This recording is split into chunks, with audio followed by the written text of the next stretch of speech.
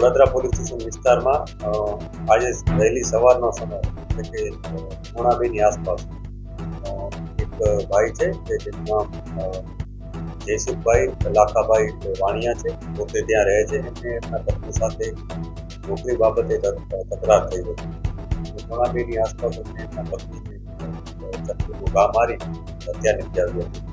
પોલીસે ત્યારબાદ પોલીસ મળતા તરત જ એફઆઈઆરની કાર્યવાહી શરૂ કરી અને મેડિકલ પીએમ માટે ત્યાં મોકલી આપેલ છે ડેડ બોડીને. અને જે આરોપી છે જયસુખભાઈ એને ડિટેક્ટ કરી લીધેલ છે અને એને અરેસ્ટ કરવાની પ્રક્રિયા હાલ ચાલુ છે. આ ઘટનામાં અમે વધુ જ્યારે ઇન્વેસ્ટિગેટ કર્યું ત્યારે થોડીક બાબતો અમારી સામે આવી છે કે જેમાં પોલીસને જાણવા મળ્યું છે કે આ બંને વચ્ચે અગાઉ 2 દિવસ પહેલા પણ તકરાર થઈ હતી. આજે આરોપી છે જયસુખ, કે આરોપી જયસુખ વાણિયા કરી એ પોતે પોર્ટર જે એપ્લિકેશન છે એના થ્રુ જે પણ એમને કામ મળે એ રીતના ડિલિવરી બોય તરીકે કામ કરતા હતા. તેમના પત્ની છે એ રેગ્યુલર એક જગ્યાએ કામ કરતા હતા. બંને વચ્ચે કામને લઈને તકરાર થઈ હતી.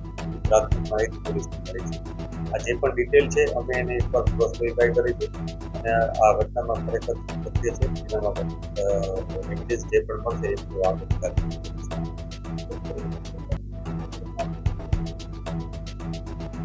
આ જે ઘટના બની છે એ એમના ઘરમાં અંદર જ્યારે સુતા હતા ત્યારે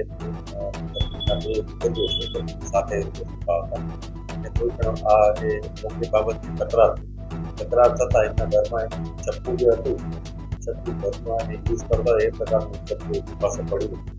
ચપ્પુ લઈને એમને એમના પત્ની ઉપર એક ઘાતક વાર કર્યો હતો.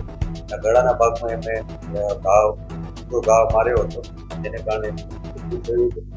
પોસ્ટમોર્ટમ પછી જ અમને ખ્યાલ આવશે કે આમાં ખરેખર કેટલા ઘા માર્યા છે અને બીજા કોઈ મેડિકલ એવિડન્સ મળશે તો એ પણ પોસ્ટમોર્ટમ બાદ જ